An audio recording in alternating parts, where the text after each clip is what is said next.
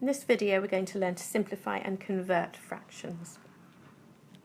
For simplifying, you divide the top and the bottom by the same number to make the fraction easier to understand.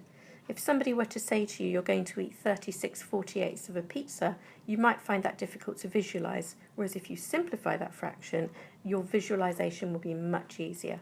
So when we look at 36/48, we notice that both of them are even numbers, so we can divide the top by 2 and the bottom by 2, and that's the rule. Whatever you do to the bottom you must also do to the top. So we will get 18 over 24.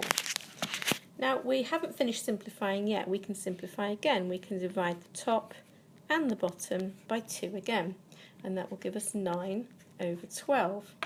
Now, because we haven't got two even numbers here, we can't divide by 2, but we can notice that both of these are in the 3 times table, so this is where your tables knowledge and your factor knowledge is incredibly important. So let's divide the top by 3 and the bottom by 3, and that will give us 3/4. This is as simple as the fraction will go. Now I can definitely visualise 3/4 of a pizza, whereas I don't think I can visualise a pizza cut into 48 pieces with 36 of them being eaten.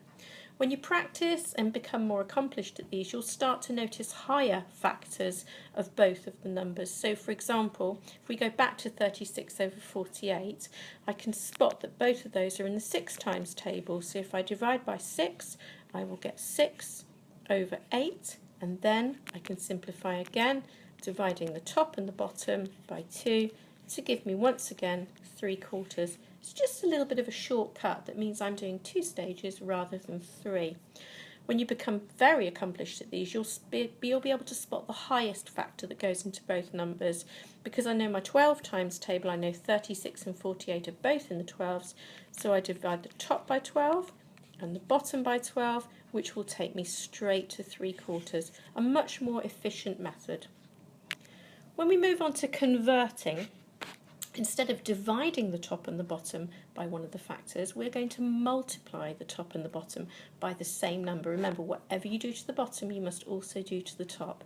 Now, for this one, we're going to convert into 20ths. So, 1/4. I have to work out what I've done to change 4 into 20. Well, I've timesed by 5. Remember the rule, whatever you do to the bottom, you also do to the top. So I have to times the top by 5, which will give me 5/20. So 1/4 of a pizza would be worth the same as 5 pieces out of 20. Let's look again at this one here.